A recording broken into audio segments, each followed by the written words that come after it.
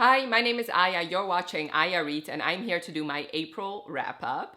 So, I have had another amazing reading month this month, a lot of new favorite books. I also read lots of new releases, so very excited about that. I have already done a mid-month wrap up, which I'll leave linked for you. So, half of these books I already talked about in that video. So in this video, I'll just tell you what book it was and my rating, but I won't do an actual review. If you want that review, you can watch that mid-month wrap up. But in this video, I'll tell you all the stats of this month and review the books I read for the last half of this month. So let's get started with the stats. This month, I finished 13 books and I DNF'd one. So overall, I started 14 books, which equates to 4,833 pages. My star ratings, I had 1 2-star this month, which was my first below a 3-star for this year. I read 2 3.5 stars, I read 3 4 stars, and 7 5 stars. And like I said, I had 1 DNF. So the average rating of the month was a 4.3, which I have been having some high average ratings this year, so very excited about this reading year. As far as demographics are concerned, I had 2 young adult books and 11 adult books. I read 1 fantasy and 12 romances, and of those romances, I read 5 contemporary romances, 3 dark romances, 2 fantasy romances, 1 sports romance, and 1 erotic romance. I read 9 novels and 4 novellas. As far as my goals are concerned, for my series goal, I started 3 series, but of those 3 series, I closed 2 immediately because it was the first in a series where the other ones have not been out yet. Overall, I closed 6 series, and of those 6, I finished 4. So completed 4, so that's good. And the other 2 are series I'm caught up on, which are the same ones that I started, if that makes any sense. And then I DNF'd 5 series, and all of them were older series that I'm just not interested in anymore. I just looked at all the series I am currently in the middle of, and those 5 I just have no interest in continuing on for now, which makes my net total a -8. So that is great. I now have 8 less series that I'm currently in the middle of than I did at the start of the month. So that is amazing. For my goal of having no books recommended over 150 times in my book recommendations list, I removed 1, but I added 3. And with this goal, there's really nothing I can do about it because the reason books get added is because people keep recommending them. So I have 2 more than I started the month with. And then my goal to read books published in 2024, I read 7 this month, so that is great, which means my total for the year is 13 books this year, and that means I'm on track for this goal. And my other goal I made progress in was read 50 fantasy/romanticises.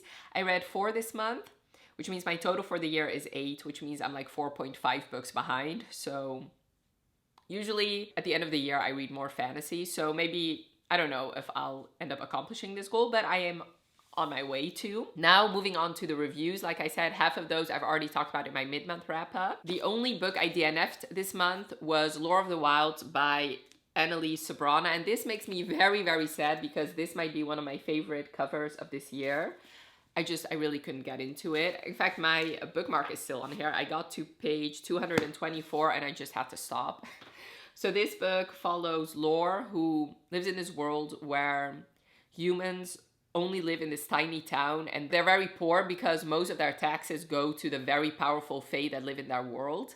And one day, this fae comes and collects her and tells her that they need her to go into this library that no fae can enter because they want somebody to clean up this library, but also provide books that might be beneficial to them. And in exchange, they will go to her town and rebuild it after it was destroyed by this earthquake. So she agrees. She doesn't really have a choice, honestly. And there she meets this fae guard that she has a thing with. And there's another person that she may or may not have a thing with. But while I was reading this story, to me, it was not very clear who this person was. It could be one of 2 people. Okay.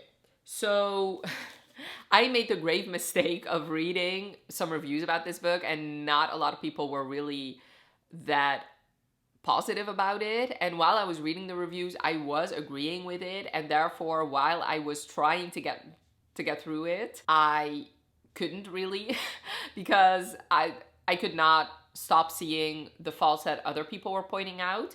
But Okay, so while I was reading it, before reading the reviews, I was flying through it. Like, it wasn't like the writing style is compulsively readable, but this book to me felt like the pacing was really, really off. Like, she would spend a lot of time like meandering and doing nothing. And it also didn't feel like she was really building character. But then there were some scenes where she just flew through it, like action scenes, stuff like that. We never really got to see that. Like, there wasn't really a balance as far as plot was concerned. Like, I felt like she focused way too much on things that didn't matter and way too little on things that did matter. Also, to me, it was not really clear what was so special about Lore, why they needed her. Like, the only thing that I could think of was the fact that she could read. But I mean, that's like, if that's the only thing that's interesting about her, like, I get her mission, but I don't get why, because I'm pretty sure she's gonna have this is going to be a love triangle, and I just didn't understand why that was. Also, the love story, I just wasn't really that into.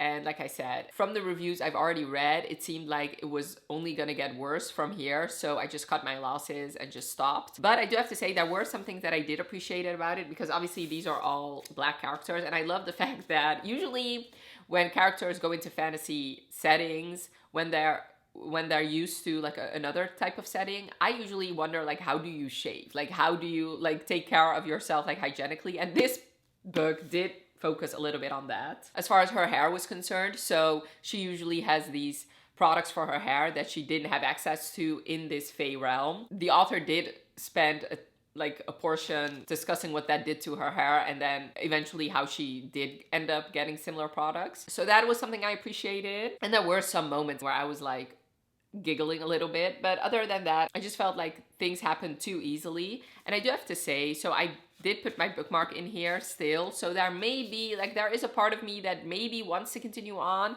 We'll see, because I'm reading this for my romantasy vlog that will be out halfway through May. So if I still have time to finish this book, I might. I wasn't really that interested in continuing on. Also, it did take me way too long. I mean, I do say that I was flying through it, but like, that was while I was reading it. But it was very hard for me to pick this book up. Like, I was choosing to do other things as opposed to reading this book, and that to me is a clear indication that I'm not enjoying it. Any other time, if I'm really enjoying a book, I would choose reading over doing other things. And this is not that long a book yet. It took me over 5 days to read these 200 or so pages. So yeah, it's a DNF. But like I said, it's not a hard DNF. I might get back to it, maybe. Now for my only 2-star read of the month, but also of the year, was The Best Man by Sam Mariano. So this is a novella I read for my reading the spiciest novels on my TBR. And this has an interesting premise, because you follow this woman who is getting married the next day, but the day before she has her bachelorette party, and it really is not the best bachelorette party. So she decides to go to her fiance's place and just sleep at his place. And then she hears fiance come home with all the people for his bachelor party. And then the brother of the fiance, who's also the best man, comes into the room and he sees her. They never really had a good relationship. She always felt like he was looking down on her and he didn't like her. But he tells her that her fiance has always had this fantasy of just like going into a dark room and fucking this anonymous woman. And he tells her that he wants to give that to his brother. And he like tells her that it's not gonna be that serious. He's gonna know that it's you the whole time. But instead of bringing in her future husband, he decides to bring in his father and each and every one of his brothers, and he has 4 in total, so 3 of the brothers, to come in and fuck her, including himself. So that is like basically the 5 chapters. Every chapter is the best man with another male family member of the family. So that is the first 5 chapters, and then the other chapters are them getting to their HEA, because she's not gonna end up with her fiance, she's gonna end up with her brother. So the premise is very unhinged and sounds very wrong, but that is not what made me give this book 2 stars. I was actually kind of enjoying it because I knew what I was signing myself up for, because I already knew about the premise before going in. So I knew this was going to be unhinged. I've read Sam Mariano before, and I knew her heroes were not really heroes. I knew that they were very morally gray. So I knew all that. That is not what made me give this book 2 stars. What made me give this book 2 stars is, even though this was a novella, which usually novellas tend to be unbelievable, but this one takes the cake, because The rest of the story took place in 2 days, and we basically got a whole ass HEA of them like really having a solid happily ever after. And that to me was so unbelievable. It made no sense, and it wasn't necessary because you can have a passage of time even in less pages. Like, you can do that because even their epilogue only took place 2 months after all the events that happened previously. She could have skipped at least a year, or before the epilogue we could have had one time jump where it could have been a little bit more believable that these two would be happy together, because for me it was very unbelievable that these two would be happy together, especially how they started off. She needed to do a little bit more legwork for me to believe that they would be a happy relationship as opposed to a toxic mess. So yeah, 2 stars. If you're not scared off by the premise, I would say try it because you might like it. But for me, it didn't work for me. I had 2 3.5 stars, and one of which I already talked about in my mid-month wrap-up, and it was Keeping 13 by Chloe Walsh. And the other one is Puckshy by Kayla Grosse. So this one I also read for my spicy romance vlog, but this is the second and final book in her brother Pucker's duology, I guess. The first book being Trick Shot, which was a spicy Christmas novella, and this is supposed to be like a spicy Valentine's Day novella, but really only one scene, well, technically 2 scenes. The first one and the last one takes place during Valentine's Day, but the rest of the book doesn't, so you can really read this whenever you want to. This book you follow the brother of one of the male characters in the first book. So basically in the first book, one of the heroes has a twin brother and he's pretending to be him in that book for a good portion. This book you follow the twin brother. So the twin brother, Lucas, Lucas is a professional hockey player, but recently he's getting a little bit older and he's not been doing the best in his last couple of games. One of his teammates suggests he loosens up a little bit and takes him to this party that's basically a sex party, very elite one. It's a masked party, yeah. And then there he hits it off with this curvy, sexy woman. She gets paid performing these scenes. She usually does it with her friend, who's a woman, and the friend actually invites him to join in with their scene, and they have this like magical sexual encounter together, all 3 of them. Well, actually, it ends up being 4 because like another woman from the crowd gets invited in, and they leave, but he cannot stop thinking about her, and then he discovers that she's actually the sister of the woman in the first book, so basically the sister of his brother's girlfriend. He's really interested in pursuing things with her, but she keeps him at a distance because she doesn't think that she's cut out to be in a long-term relationship. Since he does really care about her though, he asks her to be his social media manager instead, and she at first doesn't want to, but then he tells her that he's not going to be her boss, it's going to be his brother because his brother is his agent. So she eventually agrees and they get closer, and then obviously they're gonna fall in love. This was cute. I do have to say, I preferred the first novella over this one, but it was hot. There were a lot of spicy goodness, but at the end of the day, I don't know, I just felt like, oh yeah, the reason I preferred the other one over this one is because the first one had a little bit of a slower build, and then once they finally got together, it was just fireworks and stuff like that. This book, they get together the first time, obviously, and then it's a big portion where it's nothing between them, and instead we're focusing on her and her career and him and his career, and those are all interesting conversations, but just not in a novella.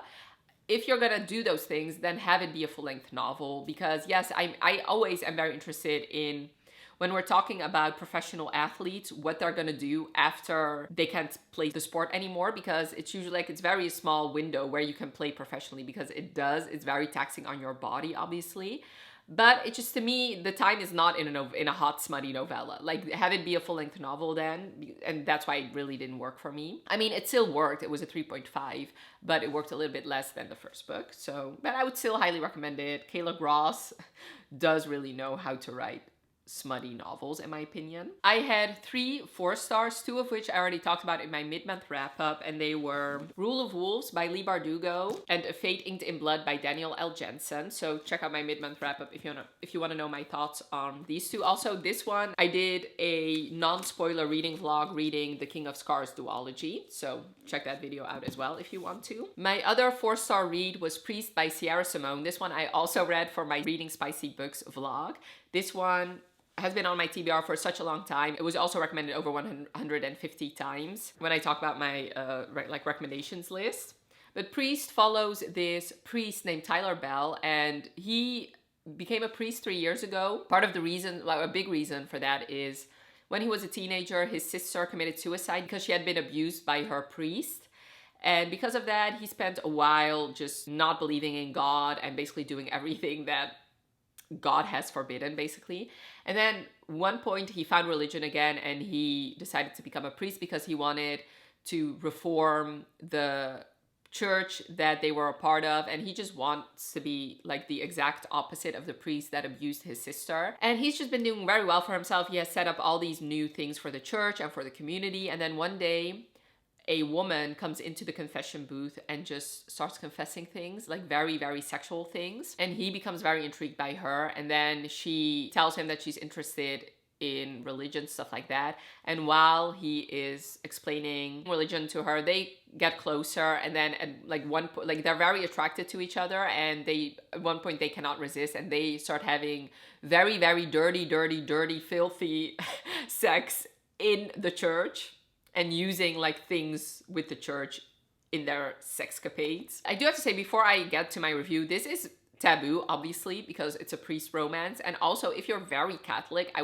don't think I would recommend this, because some things, even I was reading it and I was like, that is blasphemous. But having said all that, I do have to say, she used to be Catholic as well. So I do feel like, even though the sex scenes could be uncomfortable for very religious people, she does explain things about the religion. Like, I do feel like after I finished it, I knew more about Catholicism than I did before starting it. So I guess it works both ways. And while I was reading this book, I was constantly picturing Dean Winchester as a priest, because first of all, I had like the biggest crush on him or Jensen Ackles like years ago, and especially him as a priest. I 100% would also want to have sex with him, I'm not gonna lie. This has got to be a whole new low for us.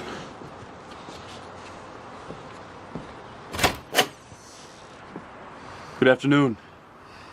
I'm Father Simmons. This is Father Freely. May we come in?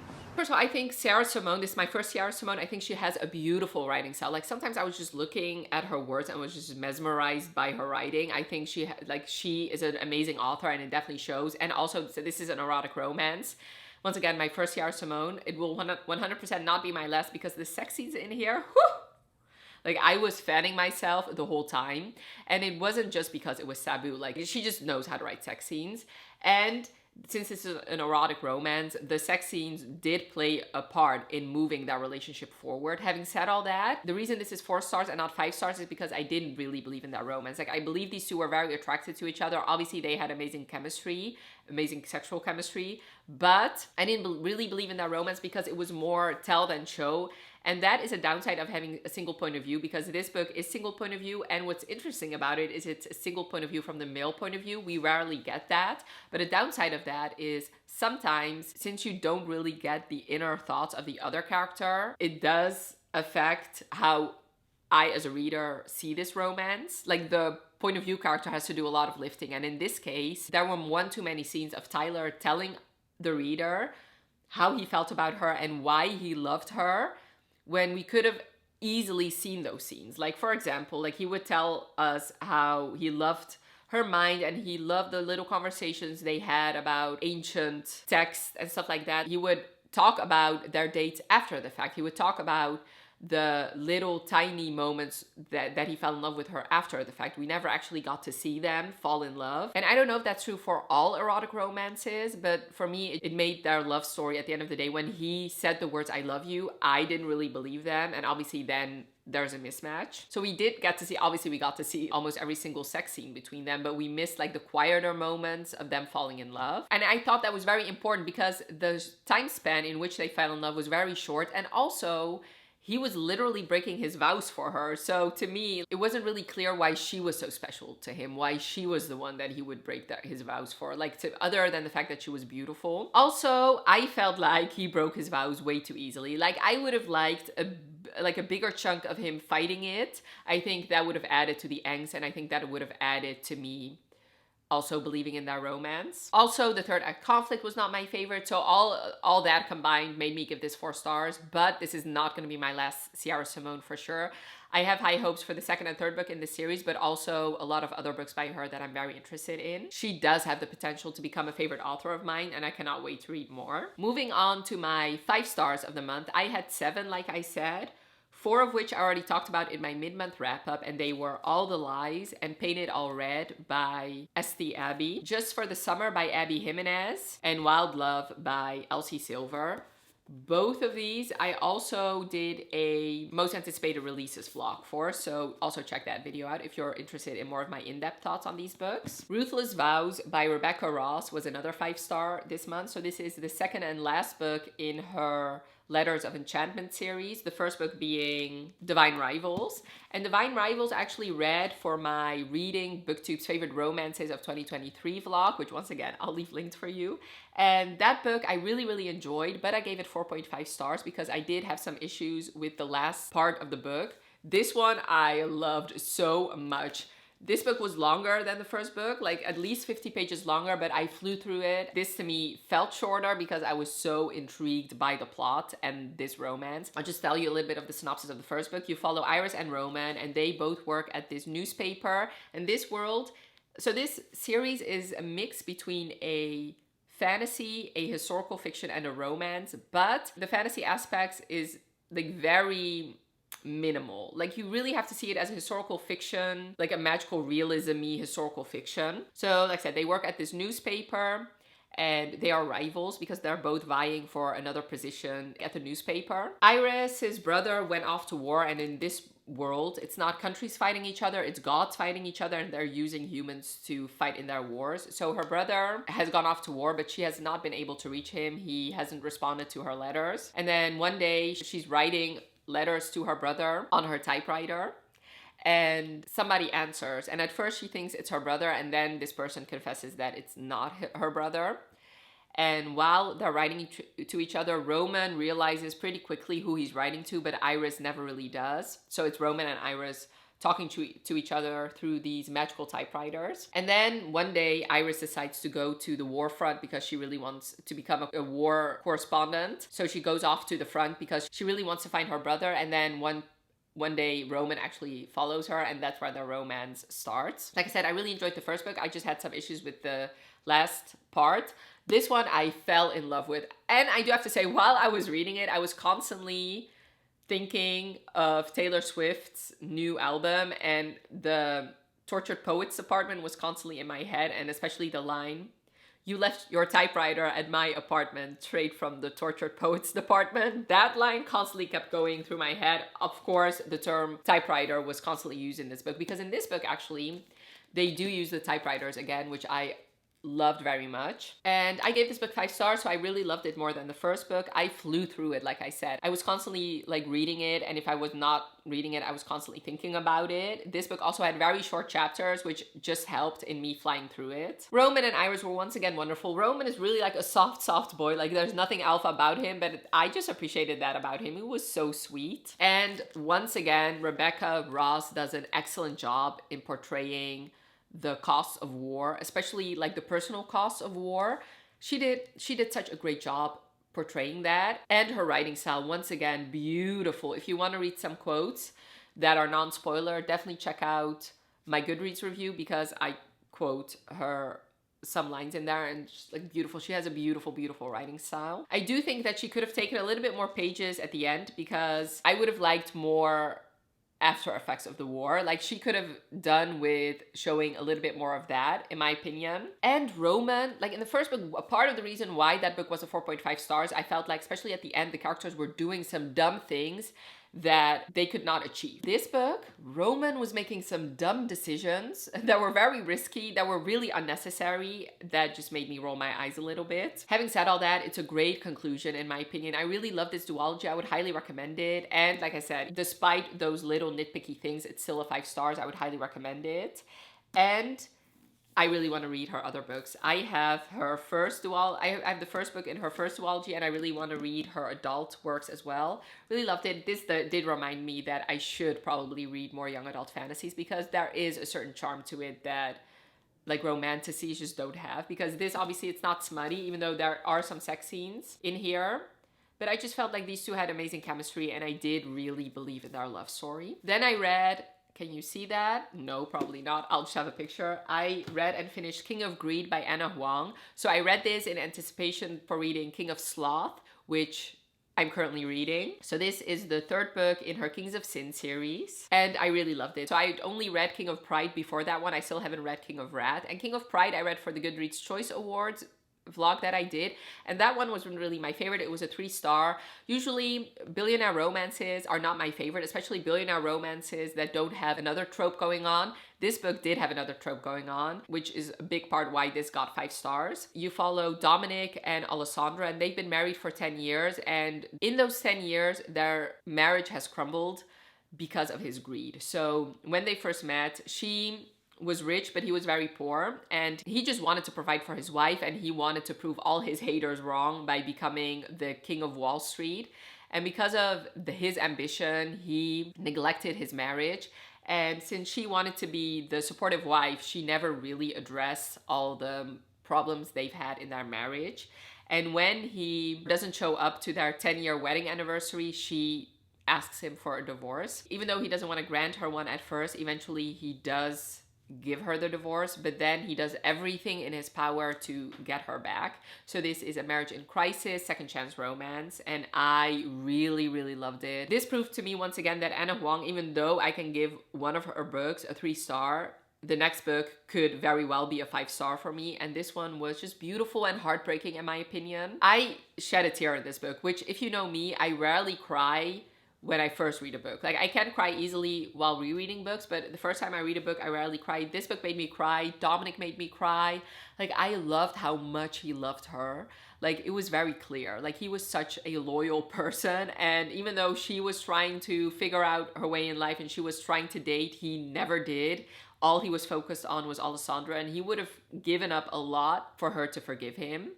And even though this involves groveling, it involves it in a different way. It's not outright groveling, it's him doing things in little and bigger ways to show her, but they're significant to their relationship, which made the reader, but also her, believe that he could change for her. And I did feel sorry for both characters, because I could see from both sides how this marriage could crumble. But honestly, Dominic broke my heart a lot in this book, because obviously he's the one that wanted to do everything to get his marriage back, and she was the one resisting, which honestly, good for her, because I think I would have crumbled. Like, I think I would have caved very easily, and I was very proud of her for not doing that. I really love the flashback scenes of them first getting together, and honestly, my only criticism is this book is, let's see how many pages, like about 320 pages. I wish this book would have been 50 pages longer with more flashbacks, because I love those flashbacks. I loved seeing them together for the first time, them falling in love for the first time. And I did, even though obviously I loved Dom by the end, there was a certain charm to the Dom who didn't have money yet, which I would have loved to see more from. So this is actually my first marriage in crisis book, and I am very interested to read more. And there is a character in here that I'm very interested and intrigued by, that I hopefully she'll write a book about him, because he's such an interesting character, and it's Roman in this book. So hopefully we'll get a book about him, maybe in this series, and if not, hopefully we'll get like a spin-off about him, because he was such an intriguing character for me. So yeah, King of Greed I really loved, for a 5-star, my only 5-star in the series so far, but I've only read 2. And King of Sloth I'm really enjoying, but definitely check out. I'm going to be doing another new releases vlog, which will have King of Sloth in it, and the next book I'm going to talk about in this wrap-up. So check that out, and definitely check out my next mid-month wrap-up for my thoughts on King of Sloth. But yeah, King of Greed, amazing book. So yeah, my last book I want to talk about, and my last 5-star, was Funny Story by Emily Henry. Like I said, I will be doing another new releases vlog where this one will be one of the books. And I know some of you might be rolling your eyes like, okay, of course, everybody loves Emily Henry, but I do have to say, so I've read every single Emily Henry adult romance, and this is only my second 5-star for her. Her first 3, even though some of them I really liked, my only other 5-star was Happy Place. So it's not a given for me that I give Emily Henry books 5 stars, but this one I just loved with my whole heart and soul. So this book, you follow Daphne and Miles, and Daphne moved to this city and upended her life for her fiance, Peter. But Peter, on his bachelor party, cheats on Daphne with his childhood best friend, Petra. And he tells her that she has a week to leave his house because this house was his. And she doesn't know what to do, so she decides to move in with Petra's ex, Miles, her ex-fiance's new fiance's ex, because Petra and Peter get engaged very fast. When Daphne and Miles figure out that their exes got engaged, they decide to go out on the town and have a fun night. So they both get invited to the wedding, which is a really shitty thing to do in my opinion. So they both decide to RSVP to this wedding, and then one day Peter calls Daphne telling her that it's fine if she doesn't want to go, and she tells him that she has a new boyfriend now who's Miles. So they have to fake date. So this is a roommate fake dating romance, which those are two of my favorite tropes. And Daphne tells Miles that she really wants to leave town because the only reason she moved was Peter, and she doesn't really know anything about this town and doesn't have any friends. So he makes it his mission in life to show her how amazing this town is. And every Sunday they go explore a new part of this town. And they become really good friends, but there is attraction there too. So while they're fake dating, obviously they have to kiss in front of Peter and emotions bubble over. And Daphne is actually a librarian, which that is one thing I do love about Emily Henry books. Most of her characters have some sort of link to the publishing industry or something to do with books. I always love that. Like I said, I really loved it. I loved both Miles and Daphne. I loved their friendship. I loved how their romance was built on a solid foundation of friendship. I really loved the side characters as well. I loved his sister. There's a big chunk of his sister actually living with them, and I loved that aspect of it too. It felt like a slumber party. And I loved her new friends that she made in the library. This book made me laugh out loud a lot of times. I do have to say, her other books haven't been as funny as this one, in my opinion. And her writing in this reminded me a little bit of Abby Jimenez, because I inhaled this book and I laughed so much throughout this book. I don't know, Daphne really reminded me of an Abby Jimenez character. The struggles these two had were very realistic, and I felt so sorry for them, especially like as far as like background is concerned and everything that happened in their past. This one is also single point of view, and I feel like even though I still gave this book 5 stars, and I did definitely believe in that romance because this was definitely a lot of show, I wish this book had been dual point of view, or I wish we had spent a little bit more time on Miles's childhood traumas and childhood issues, because I did feel like we knew Daphne's struggles very well. We only scratched the surface of everything that happened to Miles, and I wish we would have known more about that. And yes, you could have achieved that through dual point of view, but a bigger conversation between these two would have also done that job, in my opinion. But yeah, like I said, I really love the romance. I love their Sunday dates, even though they technically, like a big part of their dates, they weren't actually dating. I loved how they knew so much about the other one and how much they cared about each other. And I really loved how well in tune they were with the other one's emotions, or if something changed, the other one would know immediately. I just really love this book. This really felt like a solid romance. I 100% believe that these two will be together for the rest of their lives. Even though on the surface, you might not think that these two will work.